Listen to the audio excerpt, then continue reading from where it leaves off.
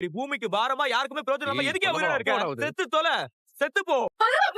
சொன்னா கேக்குறா. பல்லவா நானும் பாத்துட்டே இருக்க போவா பேசுற அவர் சித்த போக சொல்ல நீ யாரு என்னாச்சுப்பா?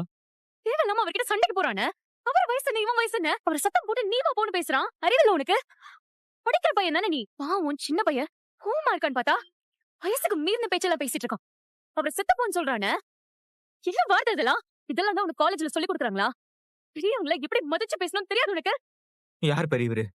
இவரா பெரியவரு?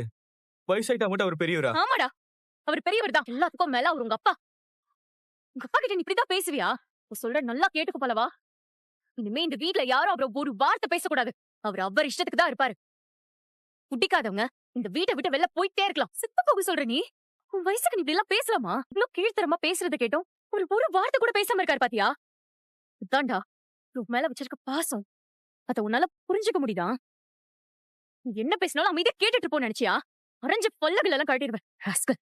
என்ன வேணாலும் இருக்கட்டும். அடிச்சிட்டீங்களே.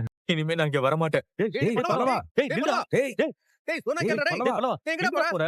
டேய் பல்லவா, வீட்ல பிரியாணிலாம் இருக்குடா. இங்க யாருமே சாப்பிடலடா. நீ வந்தா எல்லாருமே சேர்ந்து சாப்பிடலாம், சரியா? என்ன பார்த்தா சோத்துக்கு செத்தவ மாதிரி இருக்கா? எனக்கு பிரியாணி வேணா ஒண்ணு வேண்டாம். போனேன். டேய் பல்லவா, டேய் என்னடா என்னாச்சு? கட் பண்ணிட்டானே போன.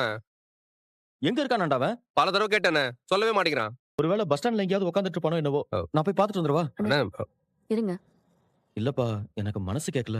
அதுக்காக நீ அவனை அடிச்சது தப்புன்னுலாம் நான் சொல்லல. ஆனா அவன் எங்க இருக்கான் என்ன பண்றான்னு தெரியாம மனசு ஒரு மாதிரி இருக்குப்பா. பல்லவனுக்கு ஃபோன் பண்ணி கொடுங்க